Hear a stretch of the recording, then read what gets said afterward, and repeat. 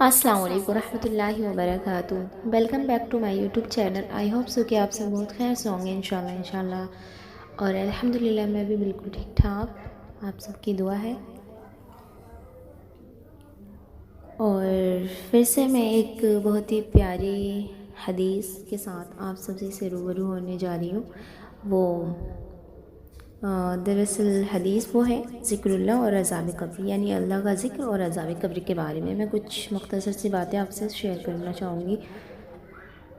اعوذ باللہ من الشیطان الرجیم، بسم اللہ الرحمن الرحیم۔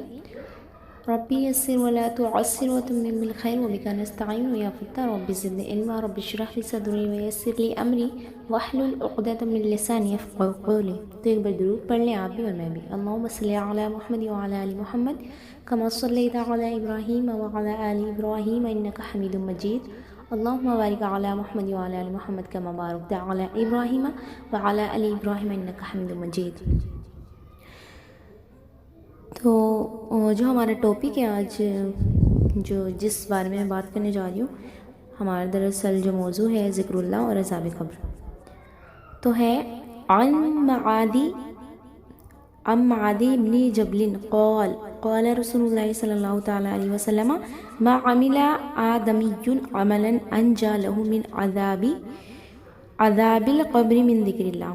اس کا ترجمہ ہے، نبی اکرم صلی اللہ علیہ وسلم کا ارشاد ہے کہ اللہ کے ذکر سے بڑھ کر کسی آدمی کا کوئی عمل عذاب قبر سے زیادہ نجات دینے والا نہیں۔ یعنی اللہ کا آپ ذکر کریں تو انشاءاللہ اللہ کی ذات اتنی رحم اور کرم کرنے والی اور مہربان رحمان ہے کہ اگر آپ ذکر کریں تو عذاب قبر ٹل سکتی ہے، یعنی عذاب جو ہونا ہے قبر میں وہ ختم ہو جائے گی، عذاب انشاءاللہ نہیں ہوگا۔ عذاب قبر کتنی سخت چیز ہے اس سے وہی لوگ واقف ہیں جن کے سامنے وہ احادیث ہیں، یعنی کہ جو سنتے ہیں۔ ادروائز کچھ ایسے لوگ ہوتے ہیں کہ سنتے اور عمل نہیں کرتے ہیں، ہم بھی ہیں یار، ہم اتنے پارسا نہیں ہیں، بٹ کچھ ایسے ہوتے ہیں نا کہ جن کے سامنے حدیث مبارکہ ذکر چل رہا ہو یا پڑھ رہا ہو تو کچھ لوگ اپنے زندگی میں لے آتے ہیں عمل کو کہ نہیں، ہاں ہمیں عذاب قبر کے لیے کچھ تیاریاں کرنی چاہیے۔ تو کیا ہے عذاب قبر کتنی سخت چیز ہے اس سے وہی لوگ واقف ہیں جن کے سامنے وہ حدیث ہے جو عذاب قبر کے بارے میں وارد ہوئی ہے۔ تو ایک حدیث ہے، میں حدیث آپ سے شیئر کرنا چاہوں گی۔ دراصل حدیث وہ ہے کہ ایک صحابی تھے حضرت عثمان رضی اللہ تعالیٰ عنہ، جب کسی قبر پر تشریف لے جاتے ہیں تو اس قدر روتے کہ داڑھی مبارک تر ہو جاتی۔ کسی نے پوچھا کہ آپ جنت کے دوزخ کے ذکر کے بارے میں اتنا نہیں روتے؟ مطلب ان کا یہ کہنا تھا جب وہ کسی قبر سے روبرو ہوتے تھے، یعنی قبر کی جانب سے گزرتے تھے تو ان کو اتنا رونا آتا تھا بے تحاشا کہ ان کی داڑھی مبارک جو ہوتی تھی گیلی ہو جاتی تھی۔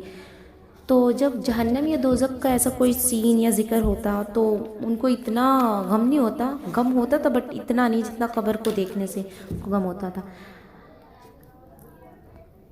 تو ارشاد فرمایا، یعنی حضرت عثمان نے ارشاد فرمایا کہ قبر آخرت کی منزلوں میں سب سے پہلی منزل ہے،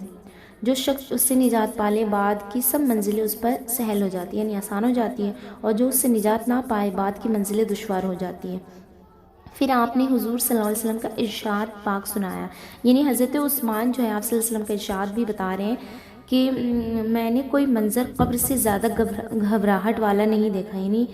آپ صلی اللہ علیہ وسلم کا فرمان ہے کہ انہوں نے فرمایا کہ میں نے قبر سے زیادہ کوئی بھی گھبراہٹ والا منظر نہیں دیکھا ہے۔ حضرت عائشہ صدیقہ رضی اللہ تعالیٰ نے ارشاد فرماتی ہیں کہ حضور اقدس صلی اللہ علیہ وسلم ہر نماز کے بعد عذاب قبر سے پناہ مانگتے تھے۔ سبحان اللہ! دیکھیے مطلب اللہ کے پیارے حبیب محمد مصطفیٰ صلی اللہ علیہ وسلم کا یہ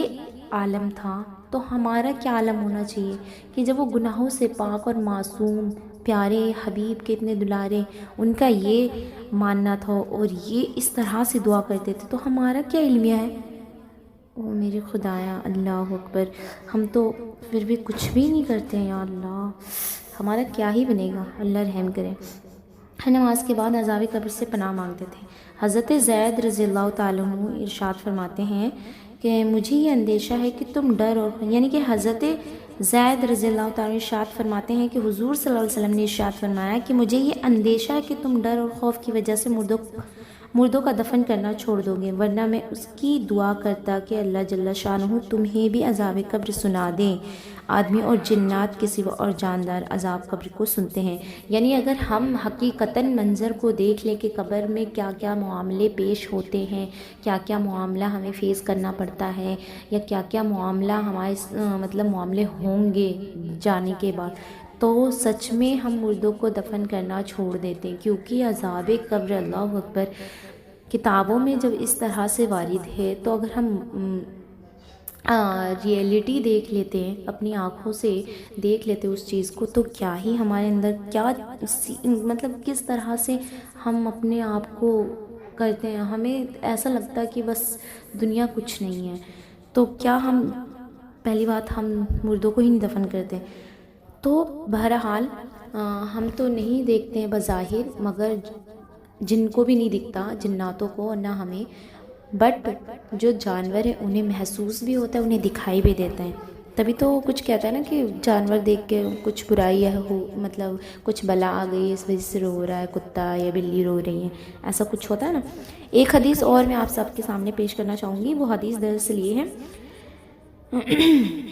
کہ نبی اکرم صلی اللہ علیہ وسلم ایک مرتبہ سفر میں تشریف لے جا رہے تھے، حضور صلی اللہ علیہ وسلم کی اونٹنی بدکنے لگی، یعنی آپ صلی اللہ علیہ وسلم ایک سفر میں جا رہے تھے اور راستے میں ان کی اونٹنی جو ہے نا کودنے لگی۔ اب کودنے کا ریزن کیا تھا بھائی؟ کسی نے پوچھا حضور صلی اللہ علیہ وسلم کی اونٹنی کو کیا ہوا ہے؟ حضور صلی اللہ علیہ وسلم نے ارشاد فرمایا کہ ایک آدمی کو قبر کا عذاب ہو رہا ہے۔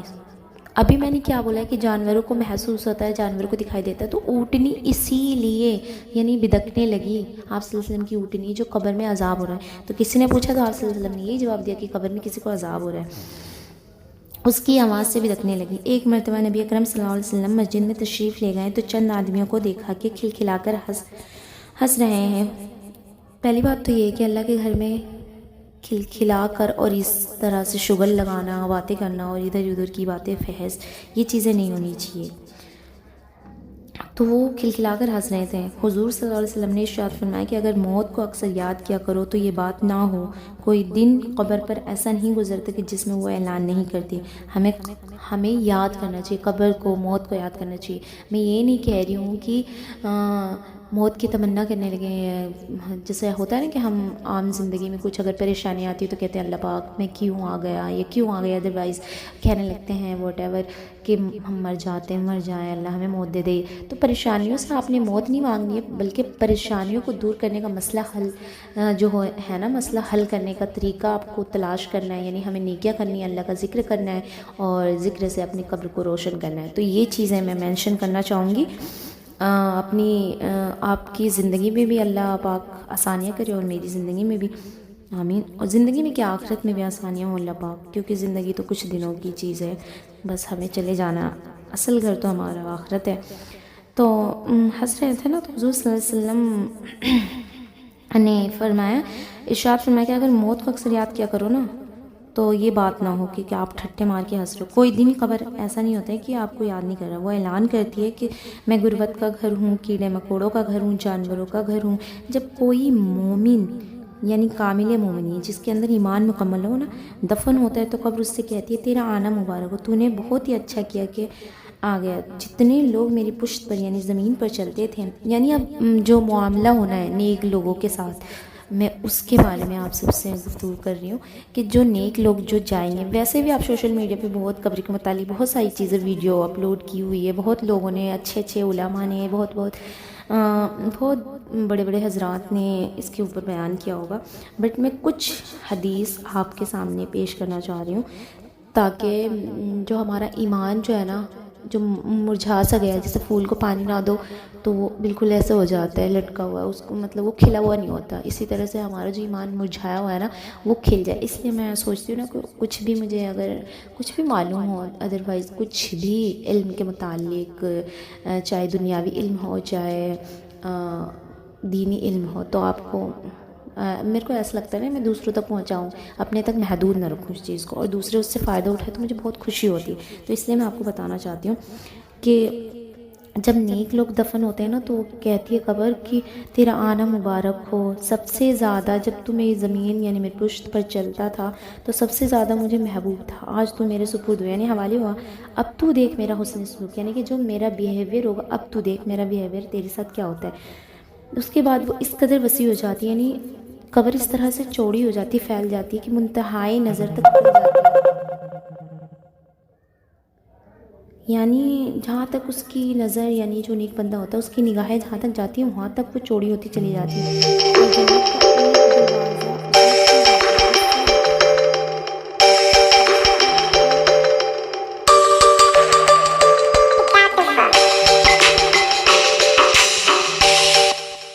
جس سے میں معذرت چاہتی ہوں،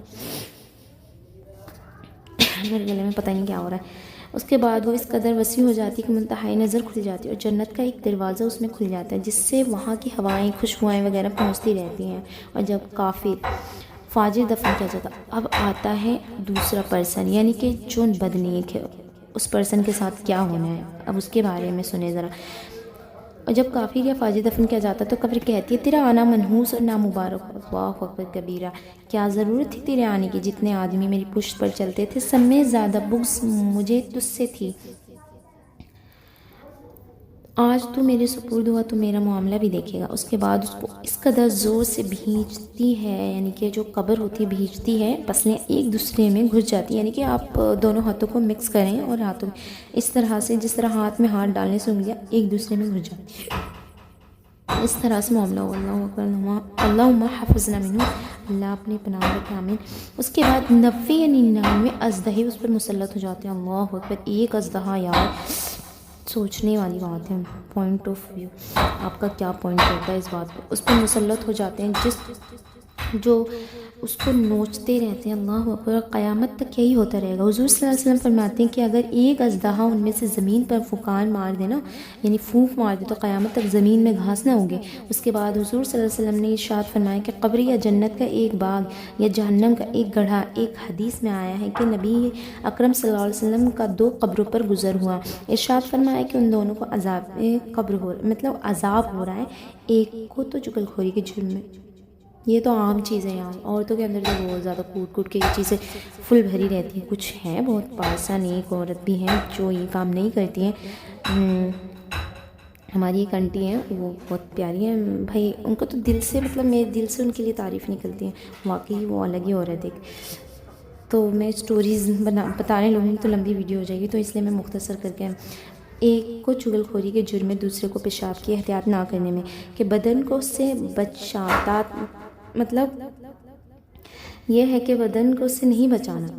ہم پیشاب کریں اور احتیاط سے نہیں کریں اور چھینٹے پڑ جائیں ہمارے پیروں میں تو اس کے لیے بہت زیادہ